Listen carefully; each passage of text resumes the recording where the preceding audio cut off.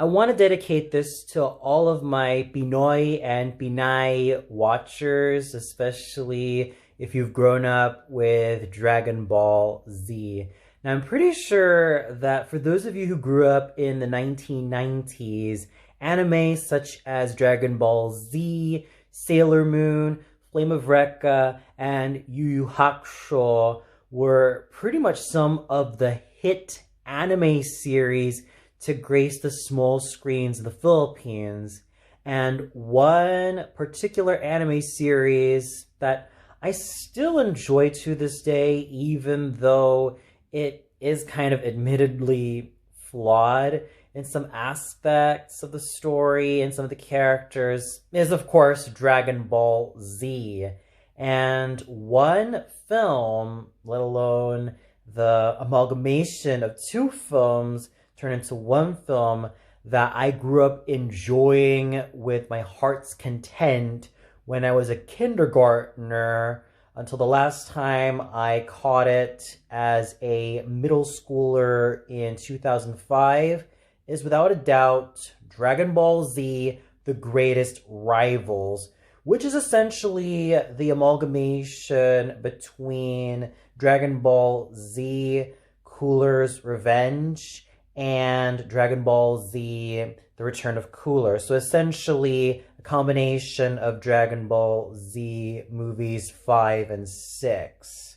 So what I distinctly remembered enjoying so much about this particular film, even though it's two films jam-packed into one, was just how much it was able to sucker me in the world of Dragon Ball Z. And mind you, I did not grow up with the Funimation dub or the Ocean dub or the Blue Water dub until a little bit later in my life. More specifically, I grew up with a bit of the Ocean dub when I was 8 years old and I was vacationing with my mom and my sister in California, and then I caught the Ocean dub again when I was 13 in England, specifically in Oxford, and then the uncut Funimation dub finally when I was a 13-year-old boy in 2005. The first English dub that I caught, considering that I grew up in the Philippines, was the Filipino English dub made by Creative Products. And this was the English dub that I thoroughly cherished ever since I was a young kindergartner, and one that I still think was enjoyable to this day for what it was worth. What made this experience that I had with Dragon Ball Z, The Greatest Rivals, worthwhile was that it wasn't just the overall scope, let alone story, that made me love Dragon Ball Z even to this very day, especially with all the fight scenes and Goku being pretty much the big guy to save the day, and all the fight choreography that was going on, and just that incredible display of combat prowess and power, but also the surprisingly superb voice acting performances that were able to bring those characters to life. Before I managed to listen to the likes of Sean Schemmel, especially with him being at his very legendary as Goku, Nesty Calvo Ramirez was my first English voice for Goku. He had that youthfulness in his voice, but at the same time, that valiant virility that made him all the more infectious to listen to. And there was that strength that I loved so much about him, and the sense of innocence that made me convinced that this was a young man who is also a father to his son, Gohan, and someone who is pretty down to earth in his own special way, especially when he's with his family consisting of Chi-Chi, his wife, and Gohan, his son. And he managed to bring that out so magnificently to the point where I thought that his performance was surprisingly credible. And I definitely enjoyed Nesty Calvo Ramirez's vocal performance as Goku, let alone my first English voice for Goku. He had it all. He had the virility, he had that heroism, and he was just totally cool all around. I thought that Raymond Buico managed to steal the show as Piccolo and Vegeta. I mean, his voice performance as Piccolo, he managed to divide that particular vocal performance into two aspects. That sort of otherworldly, alien-like cadence that he gave Piccolo, and then his key eyes were just absolutely legendary. In fact, I would go out my way to state that the likes of Nesty Calvo Ramirez and Raymond Buico were the very gentlemen who made me feel inspired to want to pursue voice acting, and who managed to make me feel very passionate about wanting to have a go at the performing arts, let alone theater. And Raymond Buico really did such an amazing job in owning Piccolo, as well as combining that roughness in his voice, as well as that imposing volume when he just lets loose with his eyes in those fight scenes. And in terms of Vegeta, he was able to give a sort of transatlantic vibe to his voice and made him more refined, as opposed to the guttural growling found in Christopher Sabat. And he did so with virile finesse and a whole lot of engagement. Yes, I did enjoy Nesty Calvo Ramirez and Raymond Buico, respectively, as Goku, as well as Vegeta and Piccolo, but Apollo Abraham, if there was someone who I could salute for being a man of 1,000 voices, it definitely has to be Apollo Abraham. He was able to find a lot of nuances with the different characters he voiced, from the higher pitched oolong, as well as the more chill sounding, more laid back, yet energetic performance that he was able to provide for Krillin, to his imposing baritone / bass baritone voice being put to excellent use as Kula. Yes, I know that some people did complain about the vocal effects being a bit too overused for Apollo Abraham's performance as Kula or Cooler, but in my defense, it helps him to become this imposing, towering, and intimidating villain, and you can definitely own that with having a round, deep, rich, and imposing voice, which Apollo Abraham managed to do so with excellence, brilliance, and a whole lot of otherworldly and virile charisma. That is just how much of a pro Apollo Abraham was as Krillin, and especially as Kula. That was just excellence right there. I also have to give extra kudos to Nesty Calvo Ramirez, especially with his performance as Master Buten or Master Roshi. He also did fabulously in that particular role. What's interesting about Yajirobe in the Philippine English dub was that he was voiced by a woman by the name of Ethel Lizano. And funnily enough, she was actually the first voice that I easily associated with Yajirobe, because I know that with Yajirobe in the English dub, he tended to have a rougher sounding voice, a more guttural sounding voice, like a real man. But to have a woman voice Yajirobe, I know it sounds very unusual, but I kind of got accustomed to it when I first listened to her.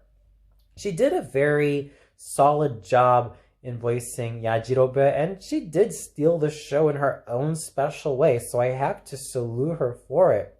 However, I must give major, and I mean major kudos to the young boy who voiced Gohan, EJ Galang. Now, he's a relatively unknown name in the Filipino English voice acting world, as opposed to stronger veterans like Apollo Abraham and even Nesty Calvo Ramirez. But what EJ Galang managed to do for Gohan was to provide him with that natural youthful ebullience, considering that he was in his tweens voicing Gohan. And the performance, to his credit, felt very natural, and it was surprisingly intense for someone who was still very young. I mean, the way that he was able to deliver on those kiais or battle cries when he fought those robots in the second half of The Greatest Rivals was absolutely palpable. I could really feel and hear it in his voice when he just let it rip, let it all out with power, strength, and excitement. And consider this, he was roughly 10, 11, or 12 years old, and to have that much lung power at such a young age is absolutely not only laudable, but outstanding. I would probably go out of my way and give him a Young Artist Award just for his really, really credible and believable portrayal of Gohan, because of not only his young age, but his total commitment to the role, as well as how much he was able to imbue Gohan with not just youthful ebullience, but determination, as well as a great deal of excitement, but also combining that youthful innocence that makes him all the more dynamic as a performer and all the more brilliant as an overall thespian. So hats off to EJ Galang for such a stirring and amazing portrayal of Gohan. Then there are also the likes of Mano Abella, David Soon, and even Bob Carey, who managed to do equally fantastic jobs in their respective roles. I distinctly remember that Mano Abella voiced Dore, or Gorky, the big green minion of Kula. And I assume that David Soon voiced Nez, who is the crimson minion. Whereas with Salza, I think he might have been voiced by Raymond Buico or any of the other voice actors. But the gentleman who voiced him was absolutely brilliant. I definitely bought his performance as a slick and sneaky and crafty villain, to the point where my heart totally stopped and just rooted for him, even though he is a villainous henchman. And massive, massive kudos also has to go to Mitch Frankenberger Paisie for voicing Chi-Chi. I definitely enjoyed her performance in that role. I thought she was able to do such a fabulous, fabulous job in bringing Chi-Chi to life. And the overall experience I had with Dragon Ball Z, The Greatest Rivals, was just a total blast. And speaking of total blast, I must give it to Gino Padilla for his amazing rendition of Chala Head Chala sung in English. That was the very first time I listened to Dragon Ball Z's opening theme in English, and Gino Padilla's absolutely smooth sounding, rich, virile, and noble voice managed to make the listening experience all the more exciting, all the more palpable, and it just made me fall in love with the overall quality and range of his voice, to the point where I was completely blown away. And on top of that, You Are the Hero, sung not only by Gino Padilla, but also a children's choir. Absolutely stirring, absolutely brilliant. And those were just amazing memories I've had watching this particular VHS. It also helped that there were also some really fun commercials, such as the Pure Foods Tender Juicy Hot Dog, with that one little girl saying goodbye old hot dog, and the sort of firecrackers that come along the way, and this kids vitamins that was actually quite fun to watch, which was also enjoyable. It was just absolutely enjoyable to reminisce about this particular VHS that I thoroughly remembered enjoying when I was a child. And it was also the VHS that definitely made me become the anime fan that I am today. And I know that a lot of my American and Canadian viewers are pretty shocked to know that the Philippines also had their own English dub of Dragon Ball Z in the 1990s.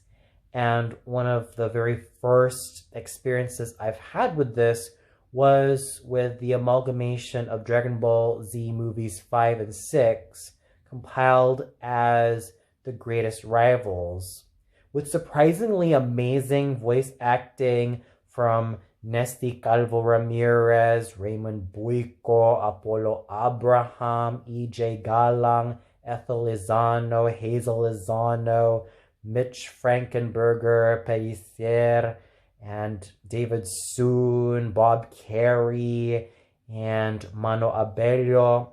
They were absolutely amazing. I still enjoy Dragon Ball Z as a whole, even to this day as a grown-up.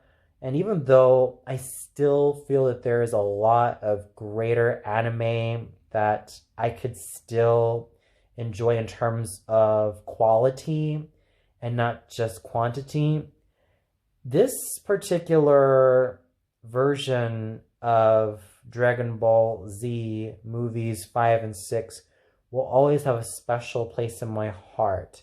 Yes, I can still enjoy the voice acting performances done on the Funimation side, but the likes of Sean Schemmel, Stephanie Nadolny, Sonny Strait, Kyle Hebert, Christopher Sabat, Cynthia Kranz, and Mike McFarland, and on the Ocean dub side, the likes of Peter Calamus, Kirby Morrow, or Ian James Corlett, Saffron Henderson, Rebecca Schweikert, and of course Scott McNeil, who was absolutely lauded for his performance as Piccolo. And I dare not forget about Brian Drummond.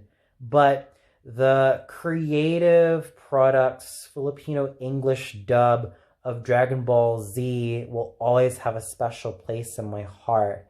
Not just because of how surprisingly credible the voice actors were, but because they were my very first English language voice actors who embodied the likes of Goku, Gohan, Krillin, Oolong, Yajirobe, and of course, Kula himself.